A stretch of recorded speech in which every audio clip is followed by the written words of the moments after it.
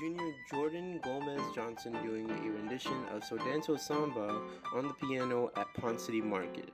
Welcome to the fourth episode of the Grady Southerner Podcast. I'm Southerner staff writer, photographer, and producer Nafez Z. And today we will be talking about the recent shootings that happened in the U.S., gun legislation, and the walkout and marches that occur this coming week and other days after that with my co-host, junior Southerner writer Tischer. We are joined by Mr.Herrera, our teacher guest, Cali, Chalfant, E. Robinson, Djourdan Thomas. But first, we will be speaking with our musical guest, which is Djourdan Gomes-Johnson and his music. If you want to be a part of the Southerner Podcast next time, in any capacity, please contact a Southerner staff member, or if you want to join the discussion or whatnot, you can also shoot us an email at gradysouthernerpodcast@gmail.com. Thank you. All right, let's just get started. I don't even know your name, dude. Djourdan. Yeah, what's your last name? Gomes-Johnson. Gomes-Johnson. Djourdan Gomes-Johnson. Hi, guys. How you doing?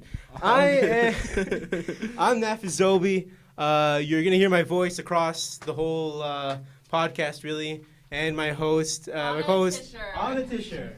And let's just get right into it. Our musical guest for this episode is Djourdan Gomes-Johnson. All right. How are you doing, man? I'm good. I'm doing great. Thanks for having me. Of course. So, I'd like to just get started and ask you, what do you consider yourself to be? What do I consider myself a musician? Do you consider it as a career? I've thought about that a lot. I've been in a couple of bands here and there, gigging in restaurants and places like that. No, I'm definitely thinking of going in my music career in the future, and I really don't know. It's just I'm kind of going with it, As a primary course for your career? Yeah. What instruments do you play? I play piano and accordion. Oh, wow. Yeah. Well, I'm sure they're going to get a taste of that. Yeah. I'd also like to ask you, how did this all start? How did my music? Yeah. So I was born into a very music family, Sure. My dad's a guitarist, my grandma's a pianist. We're surrounded by music. So I started piano when I was about 4. Mm-hmm. I picked up accordion last year, but I've just been playing. I played classical and now jazzy kind of stuff. But yeah. Definitely. Just experimenting, yeah. Sure. Do you have a band? I do have a band. What's the name? We're called Rock, Paper, Scissors. Oh. But it's a bassist and a drummer and I, and then we sometimes have saxophonists come with us. Are they also Grady students? Some of them are, yeah. Introduce them. Tell us who they are. Well, I mean, the band itself, they're from different schools, but sometimes Sure. we've had musicians such as Isaac Taylor, Isaac Turner. Oh, Okay. Turner, yeah. Turner. But just it's kind of the whole jazz crowd here is just we're all together, so we all play together. I guess. Yeah. How does accordion? I never heard accordion in jazz. It's so crazy. Do you play the accordion during like a jazz sort of? Yeah. So since my dad plays in a French bistro and it's big in French bistro type of music, so I play there and then also. What's it called? What's the French bistro called? A Nice bistro. A Nice bistro. Yeah. Go there when they're performing. Yeah, in Buckhead Thursdays. Yes, Thursdays. But also since I'm Brazilian, it's big in Brazilian music. Sure. So yeah, What I just part kind of of northeastern Brazil. Oh, yeah. Were you born here or born there? I was born in Brazil. Yeah. Oh, Yeah. that's wonderful. Yeah. When did you come here? I was quite young. Oh. Yeah. Is a English couple your first years. language? No. Oh. It's not. No. Really? Yeah. You speak it very well, better than me. What's it called? So, what inspires you? Mhm. As a musician, Yeah. as an artist, really. Yeah. Kind of everything that just happens around me. So recently with kind of the shooting and gun kind of things, I sat down and I just decided to play something. So I tried composing some music and, that's kind of how it goes. Just whatever's happening around me, I guess. Yeah. Yeah. In regards to that, Mm-hmm. this episode we will be talking about gun legislation, the shooting, and the marches, the walkout and the marches. And the walkout plan when? March 4th. March 4th. So will you be attending that walkout? Oh, no, not March 14th. March 14th. You had one job. Okay. So March 14th, next Wednesday. Yeah. Will you be attending that walkout? Of course, yeah. Do you feel... Some people have an issue with it being allowed. So planned. Mm-hmm. They don't necessarily feel like it's an act of civil disobedience to force the legislators' hands to do something. Yeah. What's your take on that? So I've thought about that a little, but I think I agree that it's not quite a whole civil disobedience kind of act, but I still think that it is worth it regardless that it is planned, and I think it should be done. Sure, it would be better to see kind of the kids lead it more than the school itself. Sure. But I think just since other schools all over the country are doing this march, I think just us as Grady being there together is important as well. Definitely. Yeah. Will you also be attending the marches that will occur afterwards? I believe so. I have to look at my schedule. Of course. But yeah, I'll try to make room for that. Sure. Yeah. And in your opinion, how do you feel about gun legislation and our current gun legislation? Mm-hmm. Well, I think the only people that should have guns are the police and then the military. Mm-hmm. I don't think that normal citizens should be allowed to get military-type rifles and stuff like that.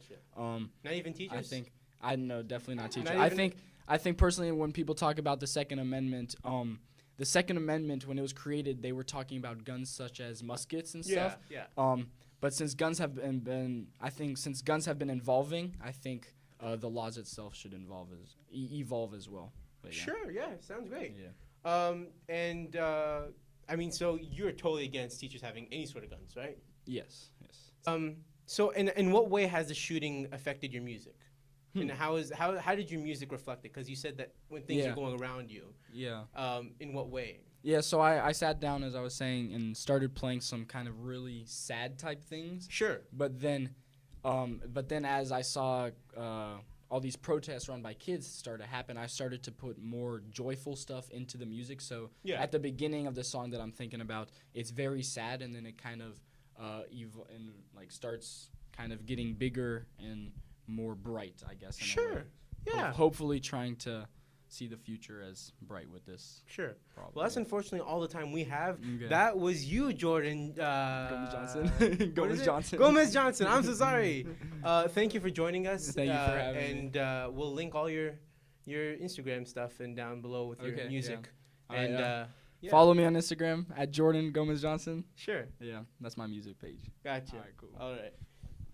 So, hello. This is podcast number 4. It's the second podcast, semester 2. Yeah. Okay. And I think we can start by introducing ourselves. My name is Tischer. I will be hosting this podcast. And I'm Nafez Z, and I will be hosting alongside with you. I'm sorry for cutting you off. Let's just start off with our teacher guest. We have... Who are you? Mario Herrera. What do you do? Teach. What do you teach? AP seminar and speech and debate. How long have you been teaching at Grady? This is going on my 12th or 13th year. Oh my gosh. Okay. And then we have 2 seniors here alongside with us. So just introduce yourself. Tell us what you do, what grade you're in. Oh, we already told you. Whoops. I'll just say it. Okay. Whatever. My name is Eve Robinson. I'm Okay. a senior. I just like extracurricular activities I do. I don't know. I rock If you climb. like. Yeah. I like to do art. I play violin. Yeah. I I didn't know play that either. guitar. I play piano. And I'm working on mandolin. That's awesome. Okay. Cali? My name is Cali Chalfant. I'm a senior. I'm in our school's literary magazine, The Unmasking, and I'm the art director for that. I'm also in AP Art, and I like doing a lot of photography, and I'm working on a project right now about raising awareness for mental health issues. So, yeah. Oh, okay, cool. Yeah. And if you can introduce yourself. My name is Djourdan Thomas. I'm a junior, class of 2019 at Grady High School. I'm a part of the Grady Jesters speech and debate team. Alongside with that, I'm a varsity lacrosse player. We have a game today against St. Pius. Y'all wish us luck. Outside of that, it's mainly, debate and sports. I'm going to be 100% honest. Whatever season it is, sports-wise, is what dictates my life. And, yeah, that's generally it. Okay. So today we will be talking about how recently there was a school shooting at the Marjorie Stoneman Douglas High School in Parkland, Florida. And we're going to be discussing gun control and what we think about the different things that should be in place or if it's fine now. And we'll be talking about the school walkout on the 14th of March and discuss surrounding topics of this area. So Yeah, like current gun legislation exactly. that occurred. Actually, was it yesterday that the bill was passed in Florida? Yeah.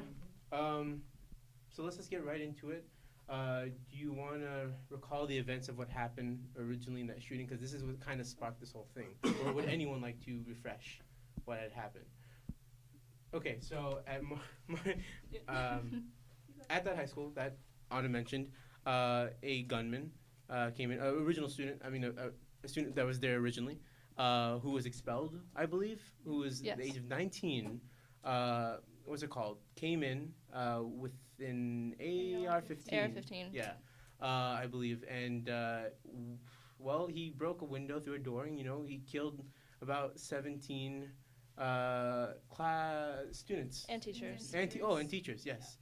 And this is, like, very devastating news, This sort of kind of rolled over and sparked another debate about gun legislation. Because we've always been sort of, especially recently, about gun legislation. We've been talking as a nation. And it's just, it's a concerning matter. I think that no matter what your view is on it, I think that every single person finds it heartbreaking and devastating, no matter what your political view is on it. I think that every single person, no one's saying like, oh, you're just not insensitive to this subject. I think that every single person finds this just as devastating as the next person. Yeah, definitely.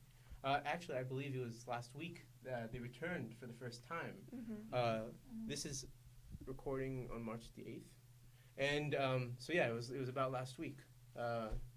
And it's just a scary thing. How many school shootings have occurred so far? Around 36. Of this year? Since 2018. Oh. Yeah. I know that there's been 12 shootings that have happened in 2018, not all of which there was a casualty. It was just a gun that was set off on a campus. So, like, whether that was just, like, an accidental or, like, a domestic violence type of thing, not all were, like, directly, like, mass shootings, just 12 where a gun happened to go off. Yeah. 12 incidents is a good way to put it. So where do you feel like we should start with this? I think we can start off talking about maybe what we think could be changed or implemented to prevent something like this from happening in the future, because that's been a hot topic lately, especially with a lot of students from the school that the shooting took place. They've been coming out and saying that things need to be changed about gun laws. And following the shooting, many big corporations and businesses have changed their ties with the NRA and that sort of thing. So that sounds a great idea. Sounds like a great idea. Just out of curiosity, from us in this room, do you guys believe that a change should occur? Not necessarily in gun legislation, but a change in some way. Yes. That's a very broad question. It is. Because change is going to happen regardless. Sure. Like, whether we decide what that change is going to look like or not, it will occur. It happened in Florida. I know after Columbine, there were changes in Colorado. In Connecticut, after Sandy Hook, there were changes there. So I think part of the issue has been that, sure, there's been change, yet here we are in March of 2018 talking once again about lives taken, teenagers gone, and teachers while they were at work gone. So I think the change, that term has lost some meaning as a result of we say one thing, but then another thing happens. And I think that's why those students are so frustrated down at Parkland High School. Definitely. So I think, what is the first step to do, essentially? Like, would it be like recognizing a core issue or a problem, or because some people say it's mental health, some people say it's guns, some people say that it's both. It's a combination, and it manifests our American culture. What do you guys believe the issue is, or at least the issues that take place in how an event like this could happen, especially so commonly nowadays, I feel. So, anyone? Yeah. Well, I definitely would say that it's multiple things going on, and it's definitely different for each person. And I just think that one of the most important things, like 2018, people are very connected socially, and thank you. And I think there's a giant disconnect. You know, people are definitely, they know more about other people, or at least what people choose to display on social media, but at the same time, everyone's kind of growing apart from each other. Like, they don't really know each other at the same way I feel like people used to. And I think one of the first things that people need to do is just be kinder to other people, especially at school. I mean, like, there was this podcast that I was listening to the other day about someone who was planning on carrying out an attack, and as he was walking and making his way to either shoot or stab this person, this girl just on the hallway just smiled and said hi, who had never noticed him before, and he changed his mind, and then he, like, told police about what he was planning to do, and then he went to rehab and stuff, and it's, like, What amazing. podcast was that? Just out of curiosity. It was Here and Now. Shout out to Here and Now. Yeah. Go watch that instead. I mean, listen to that. But yeah. But Yeah, I hear you. and it's, yeah, I think there should be a lot of importance placed on mental health as well as gun legislation as well. There's Most definitely. It's not just about putting things into law. I think it's about changing the way we interact with other people. Yeah.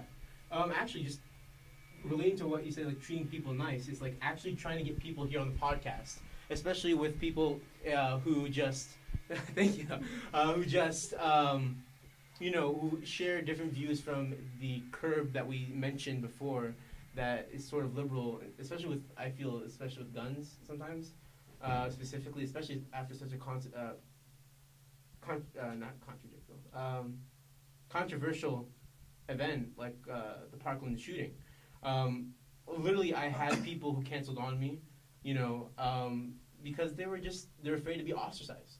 I think it's a very valid. And it's a very yeah, valid. it is. It's a I very understand valid it. thing. Yes. But it should not happen. You shouldn't be afraid, and you shouldn't be ostracized based on your political views or any sort of views.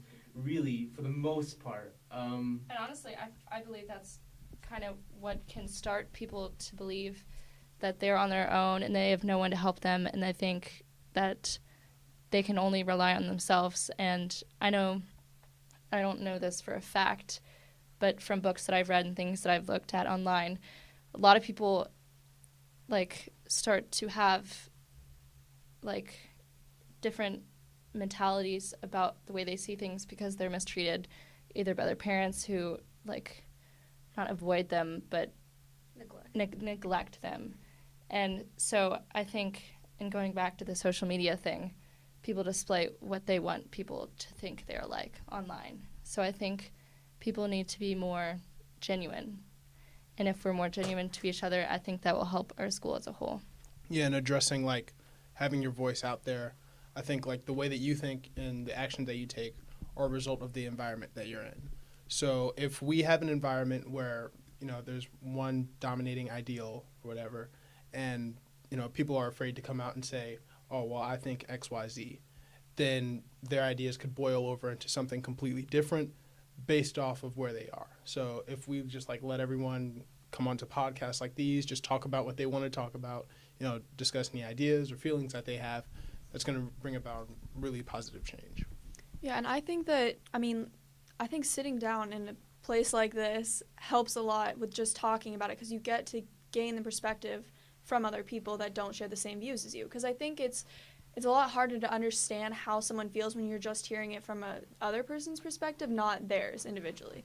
So I think people just need to talk about it more, and not in a heated type of yelling argument way, and to try to understand where they're coming from type of way. And just going back to the question that we had earlier, Yes. about what change needs to happen, Yes. I think if anything we need to address the background checks before buying a gun, because I know in certain areas, family, friends, and my father and I, we test this out. How easy is it to buy a gun, Yes. and what certain qualifications that you have depending on by state, Mhm. what you need to obtain a gun. I think those need to be changed. before we do anything about gun legislation, because like it's the person who's pulling the trigger.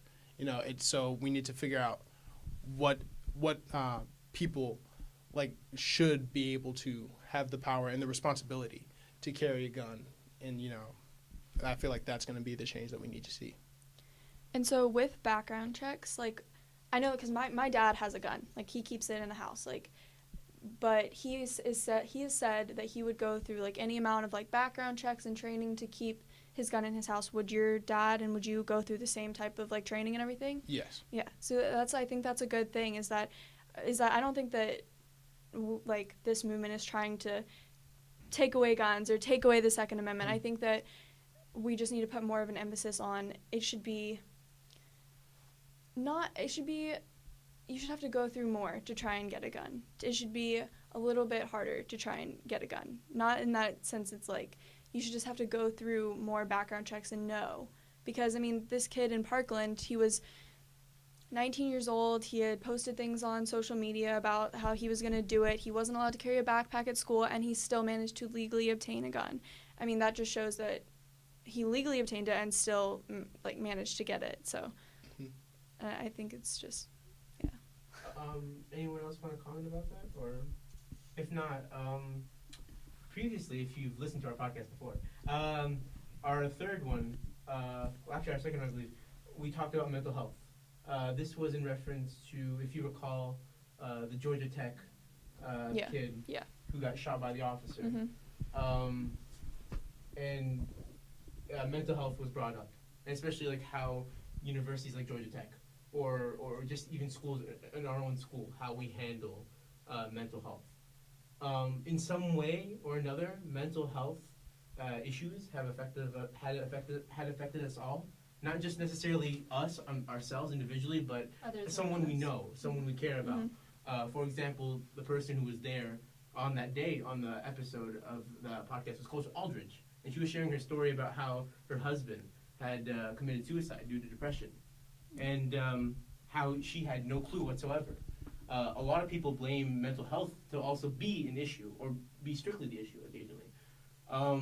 Do you guys feel that how us as an American society and nation, do you think that we handle mental health good, or do you think it's treated as a taboo, perhaps? Or I mean, what's your views on how we handle mental health illness in the society or nation? In what respect do you mean, like medicine, like a things social like level, that, or social and medicine, whatever like you feel. the state level, as in like providing services to people and stuff, or just like everything? Yes, but like really just taking account of everything. But yes, also services, and just also how we, react to it as a society, also socially. In terms of reacting to it as a society, I think people are only now beginning to really acknowledge that this is a problem that affects countless people, and only now are we really starting to become okay with actually coming out about it to individuals. And like even then, it depends on the person. Like some families really refuse to acknowledge that certain mental health issues exist, and it takes a lot of effort for that person who's going through something to really get the help they need. And I think it's also really hard for people who don't have the support to go get help. Like it's hard enough for them to actively seek help and then actually making their way, especially if you're a minor and you don't have help from legal guardians or adults. Most definitely. Trying to get help from institutions and services is extremely difficult. Yeah. And adding on that, I've like lived with mental illness since I was 10, and even from mine, and I know that so many other people deal with the same thing, is that my parents don't want to acknowledge that it's real, that it's a thing, that I like deal with it. So it took me like 7 years or something to finally see a therapist, and then trying to get on medication for it has been a whole nother struggle that my parents have refused, and I've tried, getting help for that, and it's so expensive, and trying to get that is like next to impossible basically for an 18-year-old child to just get that with a job that pays $9 an hour. And I think that people don't want to talk about it because I think to a certain extent it kind of intimidates people to think about it. And I want to end the stigma around mental illness. I want people to be able to talk about it, and it's not always just some big scary thing that everyone should be afraid of. And yeah, I think that we need to talk more about mental illness and have more awareness for mental illness. Yeah. I think it needs to be less elusive. Yeah. I feel like it's just like this thing, and people are just like, yeah, it exists out there in the world, but it's not here. It's kind of like and like brings it back to you would never think that someone would come to Grady High School and shoot someone that a student that went here, but then it happens, and then you realize how real it is, but you kind of realize it too late. And that's the hard thing about mental illness is because you can't really see it physically portrayed, and you don't know what's going on in that person's mind, and I think that's what makes it so tough to understand for other people that don't live with it, is because they don't deal with it on a daily basis. I think the idea that like we all would like to achieve, in this perfect world, is that we can stop this from happening, and of course everybody would want that. Who doesn't? I think when it comes to legislation and what we can do about mental health, especially like looking at what you said earlier, that it's on the inside of the person. It's not like, or in some cases, it's shown outside, but the majority of it's all up here. I think that would be the reason why like we can't stop it, which it sounds terrible, and it is, but how many laws can you pass to stop tragedies like this from happening? What type of laws or legislation can you stop, to someone to not feel the way that they do? So that's what I feel. Well, I think that in other countries, like Australia, for example, they had a mass shooting, like the biggest that their country has ever seen. And then, like, shortly after, I'm not, like, super in-depth on the subject, but I know that they passed some legislation that made it not impossible to get guns, but a lot harder. They did more background checks and everything. And I don't think they've had a mass shooting since then. And I think that speaks a lot for itself. I also think this ties into mental illness. So you're saying, like, how many laws can you pass before this doesn't happen? And there may never be. Like, I don't think you can ever achieve that. But I think perhaps it's like we should put legislation in place that changes things, but not only rely on legislation. I think it's important to address, provide more services for people. Like the counselors at Grady. People only think of going to the counselors for administrative stuff and making sure you have your transcript and like college and whatnot, but I've never known anyone to go to one of the counselors to talk about how they feel, and I feel like that's something that I don't think Grady students feel they have at their fingertips to use if they need to. My idea of it is more like we can most definitely take steps. No, that's fine. We can most definitely take steps to at least improve on it, or at least limit it. We're never going to, as society, as humans, we're never going to stop something like this to ever occur, I think. You mentioned the Australian thing, which was the Port Arthur massacre. That happened in April of 29, 1996, where 35 people were killed and 23 were wounded. And it happened in a prison colony, and not a school. And it's one of the deadliest mass shootings in Australian history. But there's still death by guns. There's still crimes done by guns, and in Australia, perhaps not as massive of shootings, but maybe we can at least improve on how we can also just handle mental health as a society, as well as how we can possibly limit citizens such as ourselves with guns or weaponry. At least I feel my point is that we can take steps. We can not necessarily completely eradicate or solve the issue. I don't think, personally. At the risk of sounding teachery. Yeah, no problem. Teach us, please. I have no clue what I'm talking about. So you kind of do.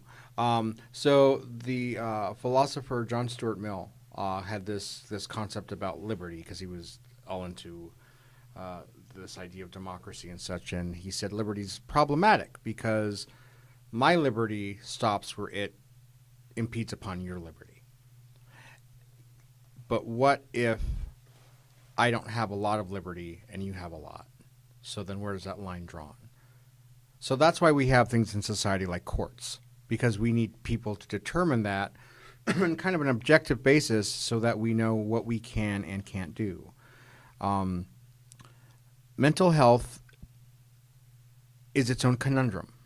I remember when, and I forget his name, thank goodness, the killer from Sandy Hook, the first person he killed was his mother. And that's when he got the gun. And apparently the mom had a lot of guns, if I remember correctly. And I remember thinking, why? Like, if you know that your son is struggling, why would you do that? Well, I can't judge the mom. I don't know. I know nothing about that situation. But I bring it up because I think we all approach mental health differently. If it's your kid, you're going to approach it one way. If it's a student in my class, that's another. If you're a healthcare provider, there's yet another. If it's your neighbor, if it's the cops, if it's the people who babysit you, all of a sudden we have a community that's supposed to know everything yet probably knows very little. Yeah. And so mental health, I think, is, I mean, I remember in the 1980s, President Reagan is the one that deinstitutionalized all of our mental health facilities. And I remember people saying at that time, watch where we are in 20 to 30 years. Well, here we are 20 to 30 years later. For me, I think the way to approach it is always going to be problematic because people don't want to debate this issue. They want to be right on this issue. And so that means they're not listening. I know that one of the solutions is arming teachers. No. That's a bad idea. But the reason I think it's a bad idea is not just because of the logistics, but it's kind of like this.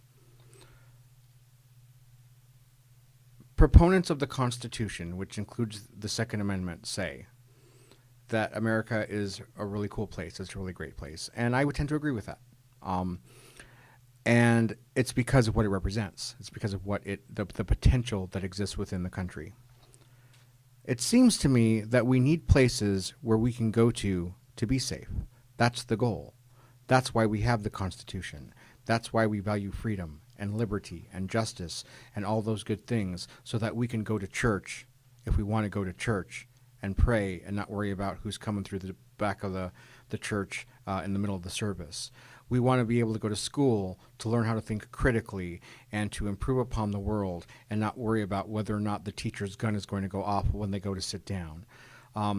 There ought to be places in society where we can totally be ourselves. We cannot be ourselves if we have weapons that kill all around us.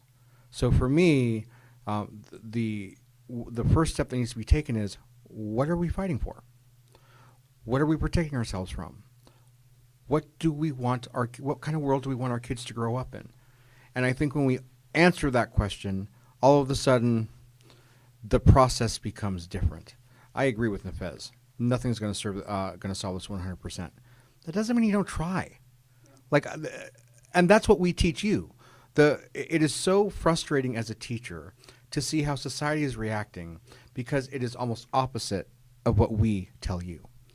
And if I were in your seat, I would wonder, okay, who's telling the truth?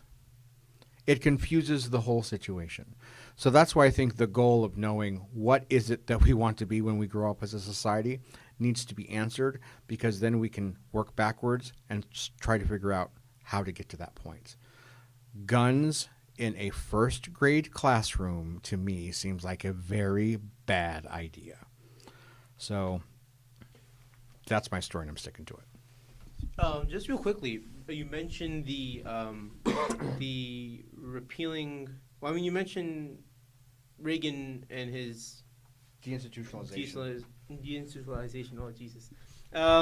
If you guys want to know, this is because this is an educational tool for our viewers. It's called the Omnibus Budget Reconciliation Act, OBRA, and it repealed President Carter's Mental Health Systems Act, which was supposed to continue federal funding for mental health.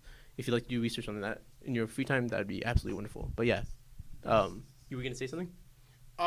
just kind of going back, I'll go back in order. Most definitely. It's fine. This is just a discussion. Yeah. Let it, whatever you feel, whatever you want to talk about, let's just go. Yeah. So, I totally agree. Something should, or don't sit back and do nothing. There should be something that happens when tragedies like this happen, and obviously nothing has been changing. Recently, obviously we still have these problems, and we need to address that. So that's why I was bringing up, at least to the table, the background checks change. Now, what I think when it actually pertains to guns, which you two brought up Australia specifically, I think what happened in Australia is like a different beast than what we're dealing with now. No, for sure. Like, for yeah. sure. Different society, different culture. So, like, even in Australia, like, looking back to, like, how they institutionalized this ban on guns, and I put that in quotes because, I'm not sure that that's actually what it was, but when they had this ban, the government basically bought back all of the guns that the citizens had. And that required citizens to actually go to the government, bring their guns, whatever guns that they had, and sell it back to the government. Of course, like, there's a statistic out there, I think from Penn State, and only 15 to 20% of the actual population complied with this. That leaves 80% of the population, therefore, criminalized for owning a weapon, period, owning a firearm, period.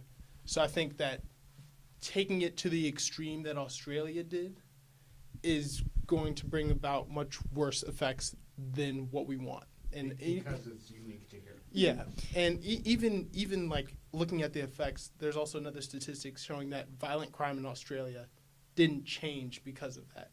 So if we want to achieve a goal of less violent crime or less mass shootings, I also put that in quotations because we really have no definition of a mass shooting to characterize. Yeah.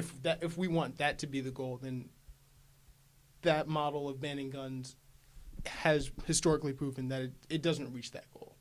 And like Mr. Herrera, what you were saying earlier, I definitely agree. First grade classrooms should not have guns. We can all agree on that.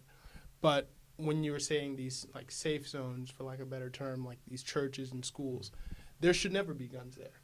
I totally agree with that. But again, the world that we live in, we have to worry about threats of someone barging in the door and coming up and shooting the school. We have to worry about, in church, somebody coming in.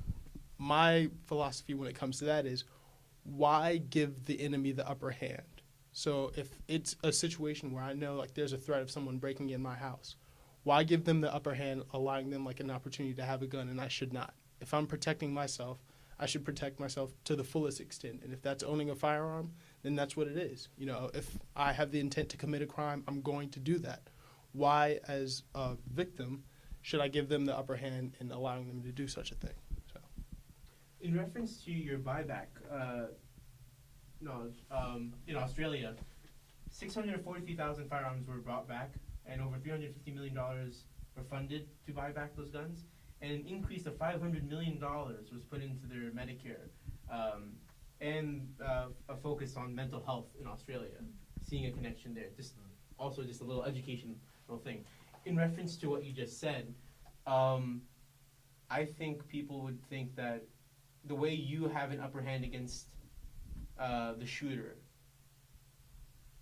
provides the same weaponry for the shooter, because you're both equal in that sense, if you know what I mean. If we had stricter gun legislations, possibly the shooter probably wouldn't have a gun. You probably won't be more of a victim, and you probably don't need an upper hand necessarily. Of course, people obtain guns illegally all the time.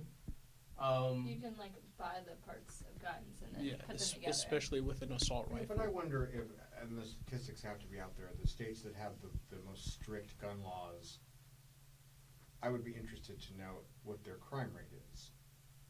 The problem is you've got border issues, right? Yeah. Like if your state has strict gun laws, but the neighboring state doesn't, you're likely, it seems to me, to drive that extra hour and a half to get that gun. Yeah. Most definitely. So I guess it would be hard to figure out. Yeah, it's also. Mm-hmm. Yeah. Another Tattoos. example, People do have tattoos too. Another example is my dad said when he was growing up, and alcohol in Mississippi was a big thing, like, no. And so then a bunch of his friends and buddies would go over to Alabama and drink a lot there, and then there would be the issue of them coming back drunk and then bad things happening, which is kind of like, the movie Footloose. So I think there are multiple different examples of that kind of thing. Yeah. Prohibition, marijuana, different things when it's illegal in one place. Of course, like the black market, is just going to grow. Like that's just going to happen. People are, if they want something, they are going to obtain it. Yeah. So I think we can apply that same logic when it comes to guns. So that's just my 2 cents on it. I think one thing about the whole in light of shooting, I think one problem is that people are like, in light of this, they just freak out and then they shut themselves off, and then there's no room for discussion. And so in this situation, I understand that you're not someone who's like, just because I would like to own a gun doesn't mean I support school shootings. Like, I don't think that's okay. And I think that's a common misconception. I think people who really want there to be control with guns, I think they think that people who support guns like the idea, not like the idea. Violence. They like the idea of violence, and they're just like, it's just a part of life. Kind of like the boys will be boys type thing. Like, it just is what it is. But I think we really have to talk to people one-on-one, because that makes it way more human. You realize that the person you're talking to has feelings as well. Mm-hmm. And it all ties back to, the mental health stuff, because then, like, if you're talking to someone who has these thoughts and is thinking of harming other people or themselves, you can learn that and discover that through talking to them. So I think discussion is a very important step to take. Yeah. Yeah, definitely. Wait, I have something to say. Of course. And Yeah. So I think a big thing for me is, it doesn't necessarily scare me, or amaze me. It's just that, like, huge corporations kind of control us and have such a huge part in how laws and things are made like that. Like, I know when my family decided to go vegan, we watched a documentary, and it was about how, all these big industries, they're paying and they're with all of these cancer researcher places that research, these things cause cancers. But then, like, they're the number one things to fund. I'm not articulating my words well, but I think also a big thing is, like, the NRA, and how, I didn't even know this till a few days ago, but, like, Delta gave NRA members, like, discounts and stuff like that. And then my dad told me yesterday that, like, Georgia, they had repercussions for it or something like that. Yeah, someone explained it to me. They didn't give tax breaks to Delta. Amounting to like 40 million in tax breaks. Amazon had stuff. And Delta, Walmart, I think. Like, all these big companies. And Delta's like the number one employer for these Georgians or Atlantans, for a fact. So that also kind of puts it down on us as well. But I feel like that's a whole different discussion. And it's 39 minutes. Are you ready? 41. Jesus Christ. Okay. So I'm going to try to speed this up a little bit. We have time still, but, like, there's still other stuff that I'd like to get over. Mm-hmm. However, that's a whole other discussion of having groups and, like... Well, I think that's a big thing, though. It is, most definitely. Yes. Of having, like, corporations, like, I think controlling. That's one of the steps but that you're talking about. That's just capitalism. That's how it's going to work. And that's how it's always been... I think your generation is creating a new rule. Sure. In that rule book, because the way corporations impact you is completely different from the way corporations impact people that are older. Sure. And I think what's occurring right now shows that change can happen. I think when you constantly try and change things and things don't improve as a result, you have a tendency to not want to change things anymore. Why bother, right? I've tried and tried and tried, nothing happens.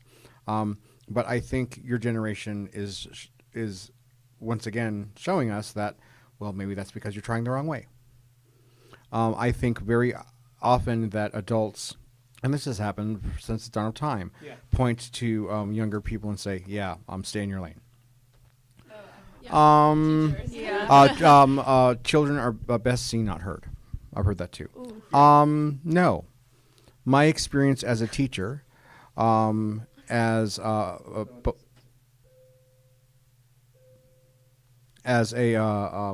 who's taught millennials and Generation Z, we're going to be fine. And you all, fortunately, but also unfortunately, are cleaning up the mess that we made. You are.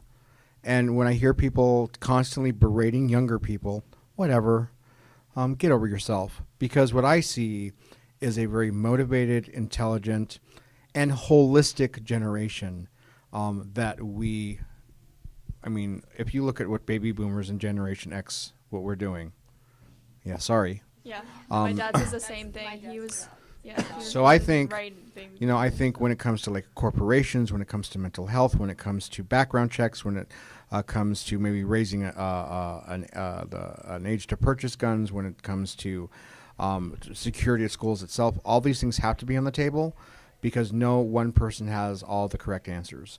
And the people that need to be at that table include the students of the schools that we are trying to keep safe. Because when you don't do that, it will always backfire.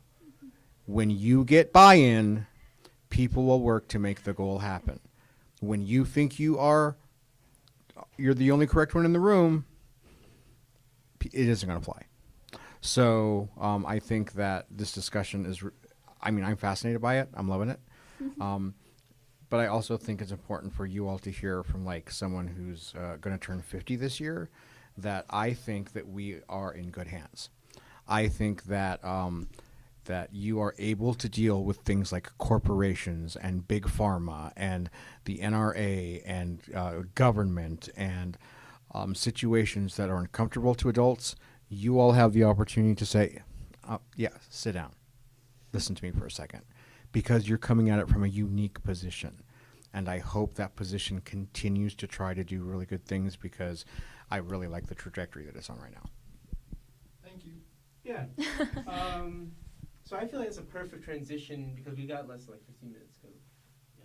Anyways, tell us about the march. Tell us how it all started. You and Eve, Cali and Eve, right? How did this all start? I guess so. Unintentionally. Tell your story. Okay, so if you can. Yeah. To clarify, it's not a march. It's a walkout. There's a march, but it's separate from this. So let's Eve's in charge of that. What is your involvement in any of this? Okay, so what's going to happen in the next couple days and weeks? Okay, so I'll start by saying how it kind of started. So Sure. I saw on the Women's March page, they did the walkout or the march in January after Donald Trump was elected, and they've just become a really big organization and have gained a lot of momentum. And I saw that they were doing a walkout on March 14th, and they were like, oh yeah, you can sign up to host an event at your school. And I was like, oh, let me go see if Grady has one. And I checked and there wasn't one. Apparently Eve had made one, but I didn't see it. So we had both made one at the same time. So I guess we're both co-started this kind of co-starters, co-leaders, yeah. And where did you look? To just out of curiosity, where did you look around? To start the host thing? Yeah. It's a website. You can look it up. It's Women's March. It's actionnetwork.org. Yeah, Action Network is the thing that it's through. And so I started that, and then Eve texted me and was like, yeah, I made a page. We should all we should email Bachman. So we all emailed Bachman, and then a week later or something, we got a note in one of our classes, and it was you were required for your attendance in the cafeteria. And so it was 5 or 6 of us. And we were just Mr. Dawson was there, and he was so I just want to know what you guys envisioned this day looking like for it to happen. And we talked about all these ideas and how the day would play out. And he was just sure, you got it. Go for it. Y'all are in charge of this. We want you guys to do this because this affects us just as much as it affects you. We want you guys to feel you have a say and your voice is being heard for this. So he was giving us great ideas about it, and it kind of just played out like that. And then yesterday we were making posters and ribbons, and we actually had this woman come interview all of us. Oh. Yeah. That's wonderful. Yeah. So what did you guys organize ultimately? What's going to happen? Okay. Yeah. So what are the upcoming events? And give us the dates, please. Well, this upcoming Wednesday, March 14th, sure, at 10 a.m. Yes. Roughly, approximately, because it's Grady. Okay. So it's probably Yeah. going to take a while. We don't know exactly what time. students and teachers and administrators and anyone in the school who chooses to participate there will be an announcement. have the option to walk out onto the football field, where people who want to can meet, and we'll stand there. And it's supposed to be for 17 minutes. Yes. 1 minute for each life that was lost at Sure. Parkland. But there's also the option for those who don't want to participate in the walkout, because it's expected for teachers to walk out as well, that these students aren't just straggling in the hallways and just standing around. So Yeah. they're going to go to the cafeteria. cafeteria just to hang out there while the walkout occurs. Sure. And when we're out there, there will be posters, and Yeah.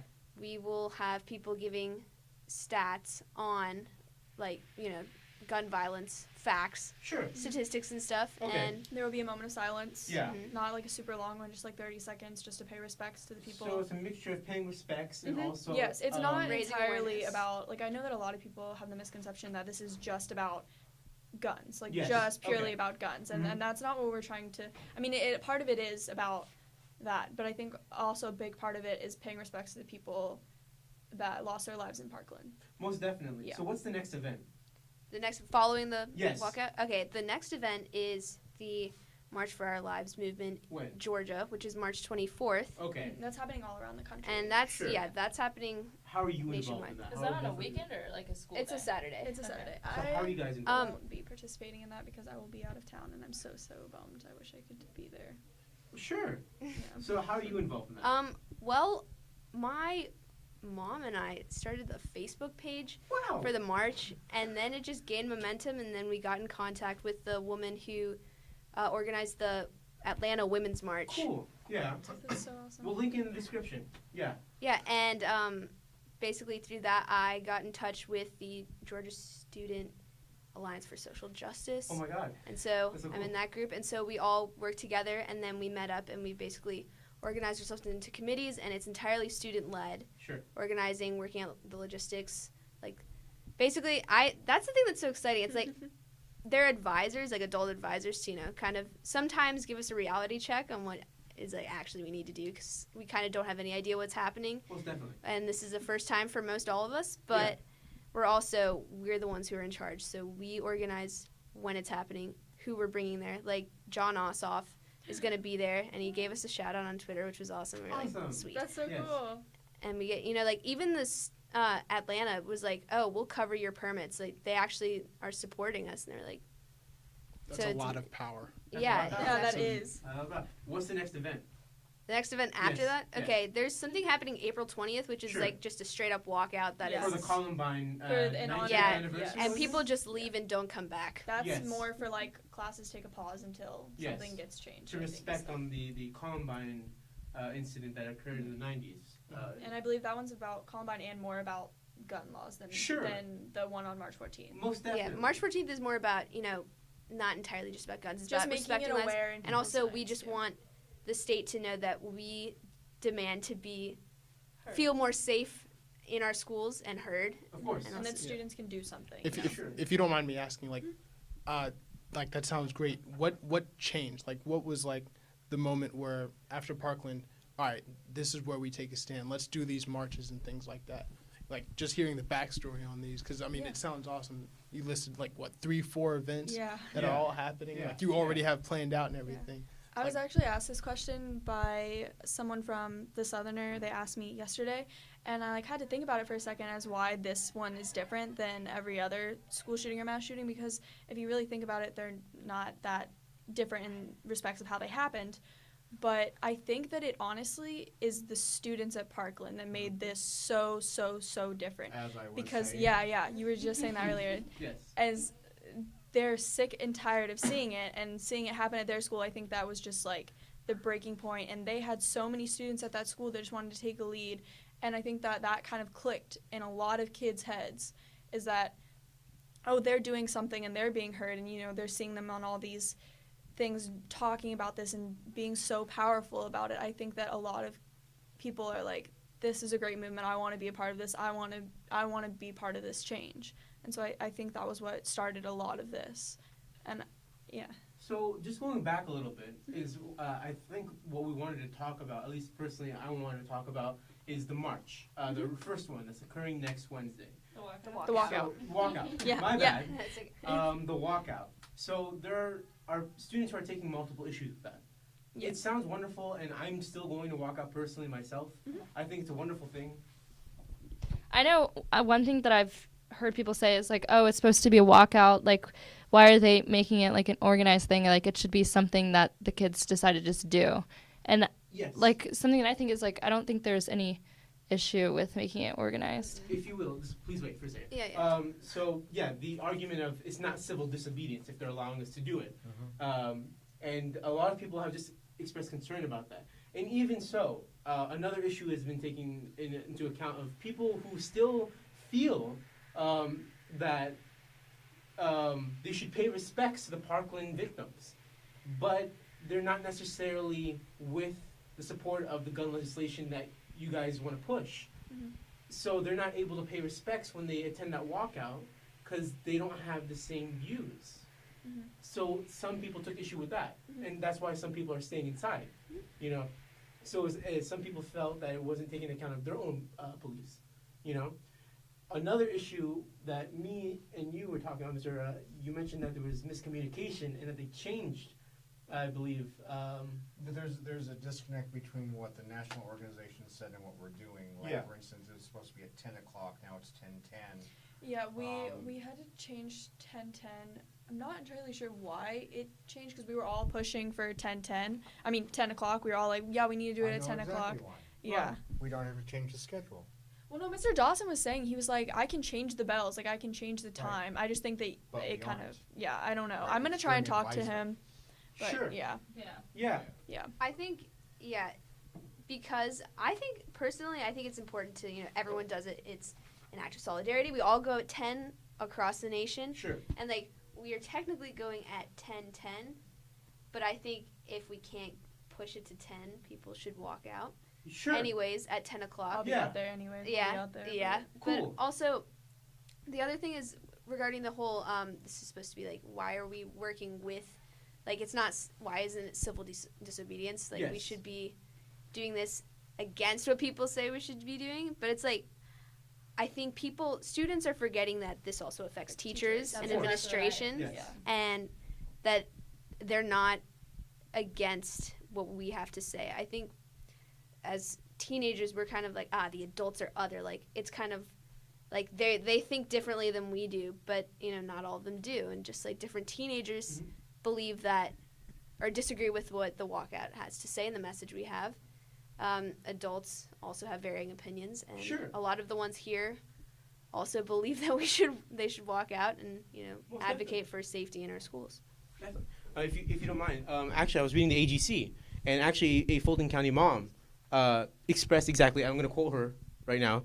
Our schools will only allow students to express themselves if the activity does not interrupt daily operations, classroom instructions, or become disruptive.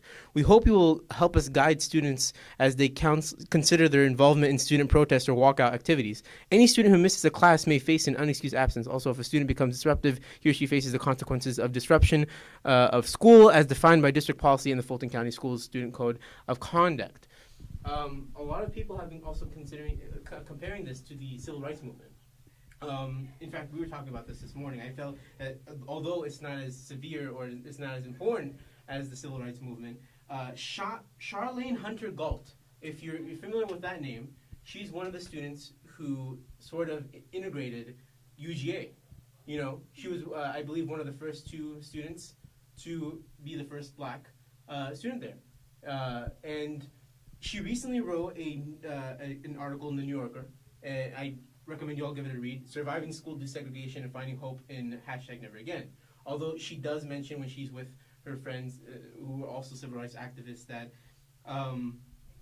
what's it called? If you don't mind, I'll get it again. My friend is as great as those who travel to Athens for the lecture. In our conversation, he said that he was sad about the murders, but also encouraged by what he was hearing of the plans of students from Florida and other parts of the country to head to Washington and make their demands for better gun restrictions heard. That's how it started for us, he said. It was students from all across the South, he said, and look what we achieved. We were teenagers, and we took on the racist Jim Crow laws of the South. Some adults were afraid for us, and some didn't agree with our protests. But we all felt the sting of segregation. What I think this is sort of like we all feel the sting of what happened in Parkland, and we want change. That's so like even you have like civil rights activists who are comparing the civil rights movement to us trying to make change, especially with gun legislation, and many feel that it's not a message to the legislators. Although I don't believe it's not as effective as how you say it is, because I'm still going to partake in it, and I think it's most definitely helpful at the very least. But you can send letter, and a call and a phone call, another phone call, and harass your congressman and your senator, and not necessarily change will happen because an organization's already got onto them. Will any of us not be attending the walkout or any of the marches? I will not be attending the walkout, not because I don't agree. Most I just don't know if I'm going to be here that day. Sure. Doctor's appointment. But yeah, that would be the only reason why. Sure. But, again, the whole premise of the walkout, show that high schoolers, yes, the majority of us cannot go to the polls and vote on the leaders that we want, but we are here. Mm-hmm. We do have a voice. That's what this whole thing is about. I really feel like that's very important, showing that our country isn't going to be run on, the people with the most power. The NRA, these large groups, these large lobbyist groups like that. Yeah. So I think that's very important. But me personally, I don't know if I'm going to be here to partake in it. Sure. Any other thoughts regarding the marches, regarding overall thoughts maybe? We're nearing the end here. Anything? Unfortunately. So this is what's been on my mind. Sure. This is going to happen again. Statistically, and our history since 9/11 shows that this is going to happen again. And I don't know what that looks like this time, because the frustration level in the country, I don't think we're at the tipping point yet. I think we're closer, but I think, let's be honest, we're in a bubble. Grady is its own bubble, and knowing what's outside of that bubble is always a struggle because we're only human. I think that these steps are wonderful. I think that there are going to be other things happening at Grady on this subject that we're trying to figure out, and I think that that's a really, it's a nice momentum. The momentum, if people want change, the momentum cannot stop. Mm-hmm. Americans love to do that. Our attention spans have become so short. Yeah. The fact that we are still here talking about this right now does a debate coach happy. I mean, I'm thrilled. But I think we should realize that anger only gets you so far, and that being strategic and being inclusive is really important to make effective change happen. You all have never seen that in your lifetime. I mean, I realize that all the time. You have only known war. You have only known this violence. You have only known conflict and people yelling at each other. I'm here to tell you it has not always been like that. And so that's why adults seem so frustrated, because we're like, look, we know that a Republican president and a Democratic House of Representatives a leader, that they can argue and argue and argue, but in the past we have seen that what they do after that is they go to dinner and they talk to each other about their families and their goals and what do they have in common so that we can move forward. That must sound like fiction to you, but that's the way it used to be. And it's not that I want to go back to those times because I enjoy these times. I sure would like to replicate some of those good things. So as far as what's next, probably another shooting. Probably more kids getting hurt. Probably more people calling out for teachers to get bigger guns. And for students whose lives will be cut short simply because they were studying biology. It's frustrating.